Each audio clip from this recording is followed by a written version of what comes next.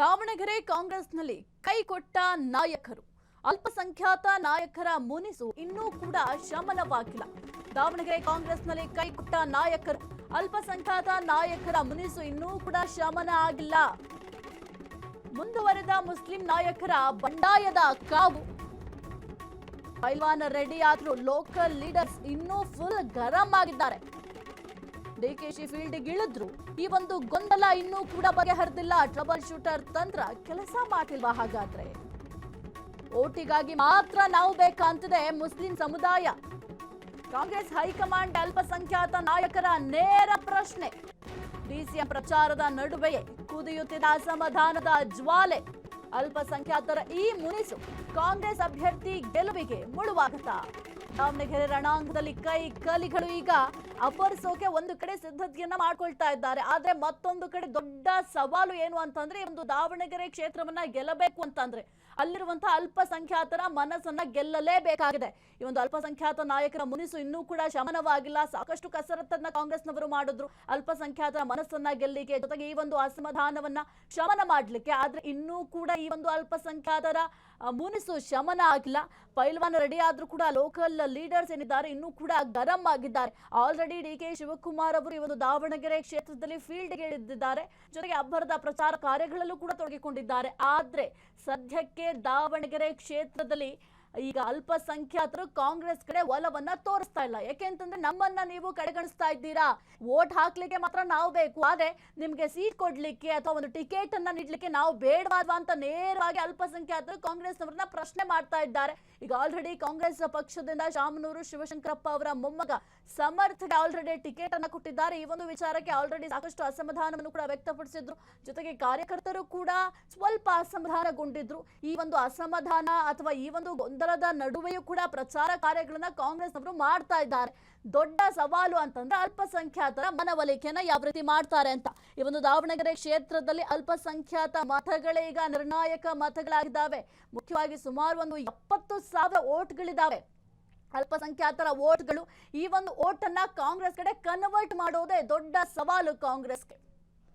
ಕುರಿತು ಹೆಚ್ಚಿನ ಮಾಹಿತಿ ನೀಡ್ತಾರೆ ನಮ್ಮ ಪ್ರತಿನಿಧಿ ಮಾರುತಿ. ಸದ್ಯಕ್ಕೆ ಒಂದು ದಾವಣಗೆರೆ ಕಾಂಗ್ರೆಸ್ ಭದ್ರ ಕೋಟೆ ಅಂತ ಹೇಳ್ತೀವಿ, ಆದ್ರೆ ಆ ಒಂದು ಭದ್ರ ಕೋಟೆಯಲ್ಲಿ ಈಗ ಬಿರುಕು ಮೂಡಿದೆ. ಆ ಒಂದು ದಾವಣಗೆರೆ ಕ್ಷೇತ್ರದಲ್ಲಿ ಅಲ್ಪಸಂಖ್ಯಾತ ಓಟ್ಗಳನ್ನ ತಮ್ಮ ಕಡೆ ಕನ್ವರ್ಟ್ ಮಾಡ್ಕೊಳ್ಳೋದೇ ಕಾಂಗ್ರೆಸ್ಗೆ ದೊಡ್ಡ ಸವಾಲಾಗಿದೆ. ಇದನ್ನ ಯಾವ ರೀತಿ ನಿಭಾಯಿಸ್ತಾರೆ ಅಂತ?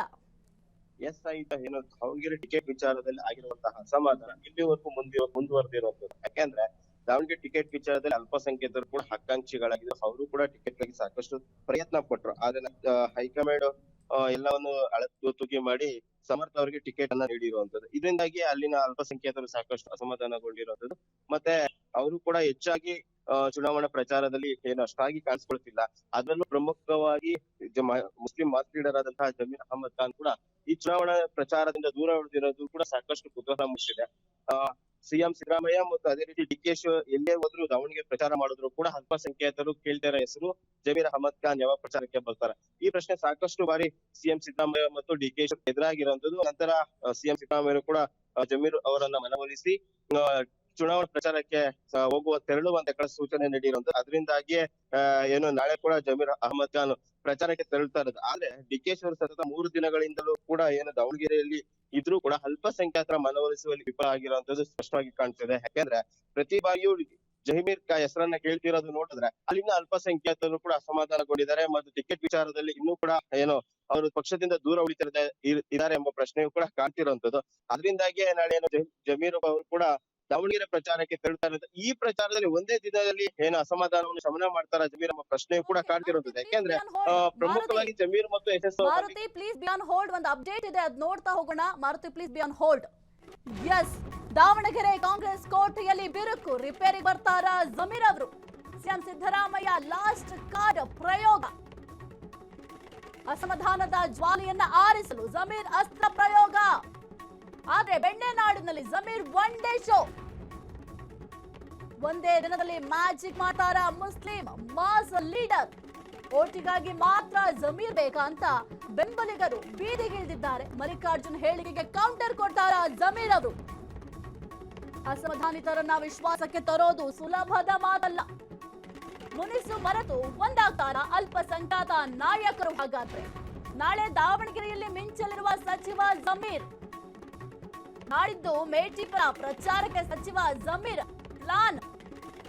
ದಾವಣಗೆರೆ ಕಾಂಗ್ರೆಸ್ ಕೋಟೆಯಲ್ಲಿ ಈಗ ಬಿರುಕು ಮೂಡಿದೆ. ರಿಪೇರಿಗೆ ಜಮೀರ್ ಅವರು ಆಗಮಿಸ್ತಾರೆ ಅನ್ನೋದು ಕೂಡ ಬಹಳ ಮುಖ್ಯ ಆಗಿದೆ. ಮುಖ್ಯವಾಗಿ ಬಾಗಲಕೋಟೆ ಕ್ಷೇತ್ರದಲ್ಲಿ 2 ದಿನ ಹಬ್ಬದ ಪ್ರಚಾರವನ್ನ ಮಾಡಿದ್ರೆ ದಾವಣಗೆರೆ ಕ್ಷೇತ್ರದಲ್ಲಿ 1 ದಿನಕ್ಕೆ ಮಾತ್ರ ಮೀಸಲಿಟ್ಟಿದ್ದಾರೆ. ಎಸ್ ಮಾರುತಿ, ಈಗ ದಾವಣಗೆರೆಯಲ್ಲಿ ಕಾಂಗ್ರೆಸ್ ಕೋಟೆ ಬಿರುಕು ಮೂಡಿದೆ ಅನ್ನೋದು ಮೇಲ್ನೋಟಕ್ಕೆ ಸ್ಪಷ್ಟವಾಗಿ ಗೊತ್ತಾಗ್ತಾ ಇದೆ. ಬಾಗಲಕೋಟೆ ಕ್ಷೇತ್ರಕ್ಕೆ ಸಂಬಂಧಪಟ್ಟಂತೆ 2 ದಿನ ಪ್ರಚಾರವನ್ನ ಮಾಡ್ತಾರೆ ಜಮೀರ್ ಅವರು. ಆದ್ರೆ ದಾವಣಗೆರೆ ಕ್ಷೇತ್ರದಲ್ಲೇ ಹೆಚ್ಚಿನ ಅಲ್ಪಸಂಖ್ಯಾತರು ಇರುವಂತದ್ದು. ಆ ಒಂದು ಕ್ಷೇತ್ರದಲ್ಲಿ ಮಾತ್ರ ಒನ್ ಡೇ ಪ್ರಚಾರ ಮಾಡಲಿಕ್ಕೆ ನಿರ್ಧಾರ ಮಾಡಿಕೊಂಡಿದ್ದಾರೆ.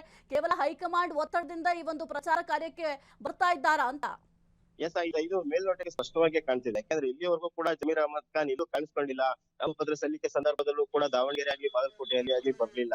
ಮತ್ತೆ ಇಷ್ಟು ದಿನಗಳ ಪ್ರಚಾರ ಆರಂಭವಾಗಿ ಸಿಎಂ ಸಿದ್ದರಾಮಯ್ಯ ಮತ್ತು ಡಿಕೆಶಿ ಅವರು, ಸುರ್ಜೇವಾಲಾ ಅವರು ಹೋಗಿ ಪ್ರಚಾರ ಮಾಡಿದ್ರು ಕೂಡ ಎಲ್ಲಿ ಜಮೀರ್ ಅಹಮದ್ ಕಾಣಿಸ್ಲಿಲ್ಲ. ಕೇವಲ ಕೇರಳದ ಚುನಾವಣೆ ನೆಪ ಹೇಳಿ ಮಾತ್ರ ದೂರ ಉಳಿದಿರುವಂತದ್ದು. ಆದ್ರೆ ನಂತರ ಸತತ ಪ್ರಯತ್ನಗಳು ಮತ್ತು ಸಿಎಂ ಸಿದ್ದರಾಮಯ್ಯ ಮನವೊಲಿಸಿದ ನಂತರ ನಾಳೆ 1 ದಿನ ಮಾತ್ರ ದಾವಣಗೆರೆ ಪ್ರಚಾರ ಮಾಡಕ್ಕೆ ಜಮೀರ್ ಒಪ್ಕೊಂಡಿರುವಂತದ್ದು. ಇದು ಎಲ್ಲೋ ಒಂದ್ ಕಡೆ ಇನ್ನು ಎಸ್ ಮಲ್ಲಿಕಾರ್ಜುನ್ ಮತ್ತು ಅದೇ ರೀತಿ ಜಮೀರ್ ನಡುವೆ ಮುಂದುವರೆದಿದೆಯಾ ಎಂಬ ಪ್ರಶ್ನೆಯೂ ಕಾಡ್ತಿರೋದು. ಯಾಕೆಂದ್ರೆ ಒಂದು ಎಸ್ ಮಲ್ಲಿಕಾರ್ಜುನ್ ಜಮೀರ್ ಬರ್ಲಿಲ್ಲ ಅಂದ್ರೂ ಕೂಡ ಏನ್ ಸಮಸ್ಯೆ ಆಗಲ್ಲ ಎಂಬ ಮಾತನ್ನ ಕೂಡ ಹೇಳಿದ್ರು. ಅದೇ ರೀತಿ ಈ ಹಿಂದೆ ಟಿಕೆಟ್ ವಿಚಾರದಲ್ಲೂ ನಮ್ಮ ದಾವಣಗೆರೆ ವಿಚಾರದಲ್ಲಿ ಮಾತಾಡೋಕೆ ಜಮೀರ್ ಯಾರೆಂಬ ಪ್ರಶ್ನೆ ಕೂಡ ಎತ್ತಿದ್ರು. ಅದರಿಂದಾಗಿ ಜಮೀರ್ ಸಾಕಷ್ಟು ಅಸಮಾಧಾನಗೊಂಡಿದ್ರು. ಮತ್ತೆ ಈ ಚುನಾವಣೆಯಲ್ಲೂ ಕೂಡ ದೂರ ಉಳಿಯುವ ಪ್ರಯತ್ನವನ್ನ ಮಾಡಿದ್ರು. ಎಲ್ಲ ಒಂದ್ ಕಡೆ ಸಿಎಂ ಸಿದ್ದರಾಮಯ್ಯ ಮಾತಿಗೆ ಬೆಲೆ ಕೊಟ್ಟು ನಾಳೆ 1 ದಿನ ಮಾತ್ರ ಏನು ದಾವಣಗೆರೆಯಲ್ಲಿ ಪ್ರಚಾರ ಮಾಡ್ತಾರೆ. ಈ ಒಂದೇ ದಿನದಲ್ಲಿ ಮುಸ್ಲಿಮರನ್ನು ಮನವೊಲಿಸ್ತಾರ ಅಥವಾ ನೆಪಕ್ಕೆ ಮಾತ್ರ ಪ್ರಚಾರ ಮಾಡಿ ತರ್ತಾರ ಎಂಬ ಪ್ರಶ್ನೆಯೂ ಕೂಡ ಕಾಣ್ತಾ ಇರೋದು. ಯಾಕೆಂದ್ರೆ ಇಲ್ಲಿವರೆಗೂ ಏನು ಸಿಎಂ ಆಗಿರ್ಬೋದು ಮತ್ತು ಡಿಸಿಎಂ ಏನು ದಾವಣಗೆರೆಯಲ್ಲಿ ಪ್ರಚಾರ ಮಾಡಿದ್ರು ಕೂಡ ಇನ್ನ ಮುಸ್ಲಿಮರಲ್ಲಿ ಅಸಮಾಧಾನ ಮುಂದುವರೆದಿದೆ. ಆದ್ರೆ ಜಮೀರ್ 1 ದಿನದಲ್ಲಿ ಬಗೆಹರಿಸ್ತಾರ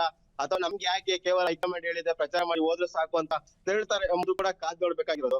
ನಾಡಿದ್ದು ಕೂಡ 2 ದಿನಗಳ ಕಾಲ ಬಾಗಲಕೋಟೆಯಲ್ಲಿ ಪ್ರಚಾರ ಮಾಡ್ತಾ ಇರೋದು. ಎಲ್ಲ ಒಂದ್ ಕಡೆ 70,000 ಓಟ್ಗಳು ಹೊಂದಿರುವಂತಹ ದಾವಣಗೆರೆಯಲ್ಲಿ ಒಂದು ಕ್ಷೇತ್ರಕ್ಕೆ ಮಾತ್ರ 1 ದಿನದ ಪ್ರಚಾರಕ್ಕೆ ಮಾತ್ರ ಸೀಮಿತ ಆಗಿರುವಂತದ್ದು ಜಮೀರ್.